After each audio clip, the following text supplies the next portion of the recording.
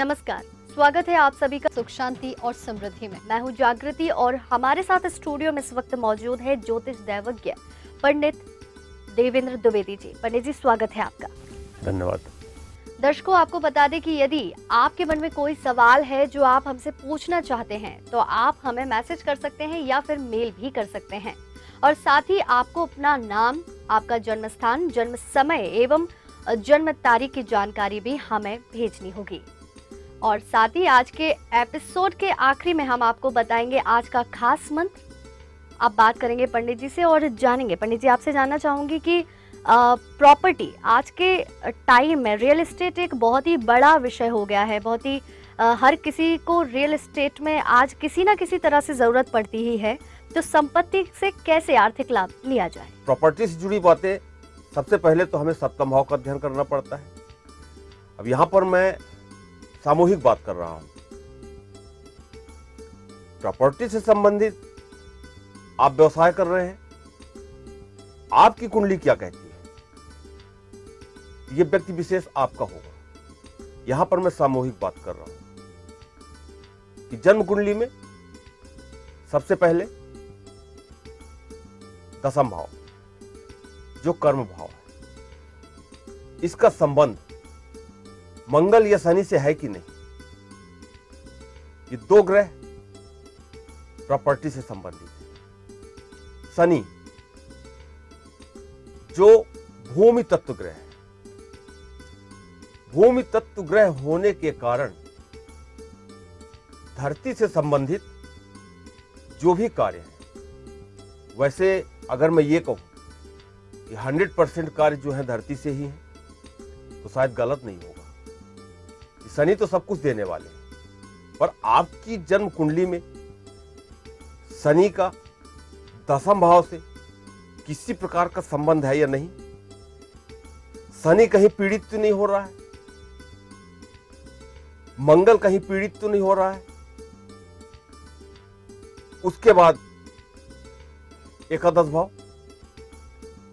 आय का स्रोत क्या है, किस प्रकार से हर ग्रहों का अपना एक स्वभाव है और हर ग्रह अपने स्वभाव के अनुरूप एकादश भाव में बैठ करके हमें ये रास्ता दिखाते हैं कि आपका व्यवसाय या नौकरी या आय का जो स्रोत है इस माध्यम से होना चाहिए। तो उसका भी अध्ययन किया जाता है। द्वितीय भाव, जो धन का भाव है, आपके पास कितना धन था, आपने उस धन को प्रॉपर्टी में खर्च किया, अब वो धन बढ़ा या घटा, उसका अध्ययन। चौथा भाव, चौथा भाव जो है सुख भाव, वहां पर प्रॉपर्टी से बिजनेस करने के बाद आपको अनेक प्रकार के सुखों का अध्ययन किया जाता है। वाहन सुख, पत्नी सुख, माता सुख वगैरह वगैरह, जो भी भवन सुख, जो भी हम सुख की कल्पना करते हैं, चौथे भाव से करते हैं। तो ये सुख क्या हमें प्राप्त हो रहे हैं या नहीं हो रहे हैं, इन सब चीजों का अध्ययन करने के लिए हमें अपनी कुंडली का विश्लेषण निश्चित रूप से करना चाहिए। किसी विद्वान ज्योतिषी के पास जाकर के उसका फलादेश जो है लेना चाहिए। पर ऐसा भी नहीं है कि मैं कह रहा हूं कि शनि और मंगल विशेष रूप से कारक ग्रह है इस व्यवसाय के, है तो, पर जन्म कुंडली में कहीं अगर अशुभता आ रही है इनके कारण, इन दो ग्रहों के कारण, उनके भी उपाय हैं, उनके भी उपचार हैं। हाँ, ये है कि अगर किसी को सामान्य बुखार है 24 घंटे में वो ठीक हो जाएगा, और किसी को मलेरिया का बुखार है 1 हफ्ते में ठीक होगा, 10 दिन में ठीक होगा। अंतर ये आ सकता है। किसी अच्छे विद्वान से, जानकार से इसकी जानकारी आपको प्राप्त हो सकती है, कुछ ऐसा नहीं है। अब प्रश्न ये उठता है कि प्रॉपर्टी का काम हम करें या ना करें। आज बहुत से लोग प्रॉपर्टी का काम करते हैं। आप नहीं कर पा रहे हैं, आपकी कुंडली साथ नहीं दे रही है, अपनी पत्नी का, बहन का, माता का, पिता का, घर का कोई भी सदस्य, उनकी कुंडली दिखाइए और उनके नाम से काम आप कीजिए। ऐसा नहीं है कि घर में 4-5 लोग हैं, किसी का भाग्य प्रॉपर्टी के साथ नहीं टकराएगा। आपका व्यवसाय भी अच्छा रहेगा, व्यवसाय घर में रहेगा और ऐसी स्थिति में आप जितनी भी मेहनत करेंगे उसका शुभ फल निश्चित रूप से आपको प्राप्त होता रहेगा। ये सब कुछ जो है ये हमारे ऊपर निर्भर है, हम चाहते क्या है। हमारे मन के भाव अगर अच्छे हैं, फीलिंग्स अच्छी है, नकारात्मक सोच बहुत जल्दी आती है, सकारात्मक सोच देरी से आती है। हमेशा अपने आप को पॉजिटिव रखना चाहिए, किसी काम को जल्दबाजी में नहीं करना चाहिए, खासकर प्रॉपर्टी का काम। जब तक आप निश्चित रूप से निश्चित तथ्य तक ना पहुंच जाए तब तक इस काम को नहीं करना चाहिए।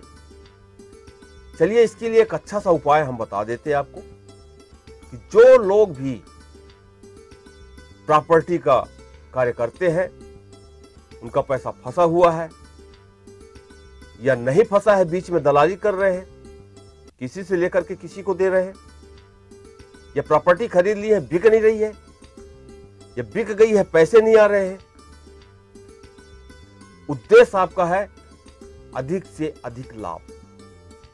वो लाभ आपको कैसे मिले, इसके लिए एक बहुत सरल और अच्छा सा उपाय है। रक्त चंदन छोटा छोटा 4 पीस ले लें, 4 लाल गुलाब के फूल ले लें और 4 साबुत सुपारी ले लें। 3 वस्तुएं हैं। थोड़ा सा रोली ले लें, रोली को पानी में घोल लें, उस रोली के पानी में तीनों चीजों को आप डुबो दें, रंग जाएंगी। फिर एक छोटा सा लाल कपड़ा ले लें, लाल कपड़े में थाली में रख लें और लाल कपड़े को के ऊपर ये तीनों चीज रख दें आप, और गंगा जल से या कुसा से, फूल से 3 बार छींटा मार दें। छींटा मारने के बाद उसे प्रणाम करें और शनि महाराज का ध्यान करें, और शनि महाराज का ध्यान करते हुए वो मंत्र भी मैं बता देता हूं, 31 बार उस मंत्र का उच्चारण करें। ओम सम धन प्रदाय नमः, इस मंत्र का 31 बार आप जाप करें और उस पोटली को अपनी तिजोरी में, अलमारी में या जहां भी पैसे रखते हो लाकर में इसको रखें। कुछ दिन बाद आपको लगेगा कि आपके व्यवसाय में अनुकूलता आती जा रही है, पर आपको हमेशा ध्यान रखना पड़ेगा कि आपने कौन सी पूजा की है। अपने से बड़ों का सम्मान भी करना जरूरी है, माता के चरण स्पर्श करना जरूरी है, कहीं गाय मिल जाए तो प्रणाम करना जरूरी है, गरीब अपाहिज लोगों को भोजन कराना जरूरी है। अगर हम अपनी उन्नति चाहते हैं, जो हमारे नीचे हैं, ये हमारा दायित्व है कि हम उनको देखें, समय समय पर दान पुण्य करते रहें। निश्चित रूप से आपको इसका लाभ मिलेगा, इसमें कोई संदेह नहीं है। दूसरा उपाय, मंगलवार के दिन शुद्ध घी ले लें, थोड़ा बंधन मिला लें,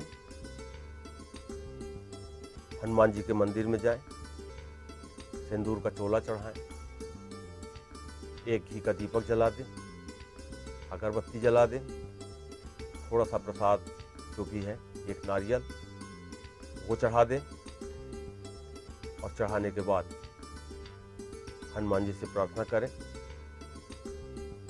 कि आपका व्यवसाय तरक्की करे, उन्नति करे, क्योंकि भूमि में मंगल का भी पूर्ण अधिकार है। शनि का भी अधिकार है, मंगल का भी अधिकार है। इस उपाय के करने से एक तो किसी प्रकार का ऋण नहीं होगा, ऋण होगा तो उतर जाएगा, और दूसरा यह है कि आपकी आर्थिक उन्नति और लाभ प्राप्त होगा। संपत्ति से आर्थिक लाभ कैसे प्राप्त हो, इस विषय पर पंडित जी ने आज हमें जानकारी दी। इसके साथ ही पंडित जी आज का खास उपाय या खास मंत्र क्या है, दर्शकों को बताएं। हनुमान जी के मंदिर में जब हम बैठते हैं तो भाव बड़े पवित्र हो जाते हैं। राम भक्त हनुमान, आप कुछ ना करें। आज का सबसे बड़ा यंत्र मैं बता देता हूं। यदि आप मंगलवार को जा करके जय हनुमान कुछ देर करें और हनुमान जी के दाहिने पैर का सिंदूर लेकर के आप अपने मस्तक में लगाएं 8 मंगलवार, उसका प्रभाव आपको अपने आप दिखेगा। नमः शिवाय। फिलहाल वक्त तो चला है एक ब्रेक का। नमस्कार।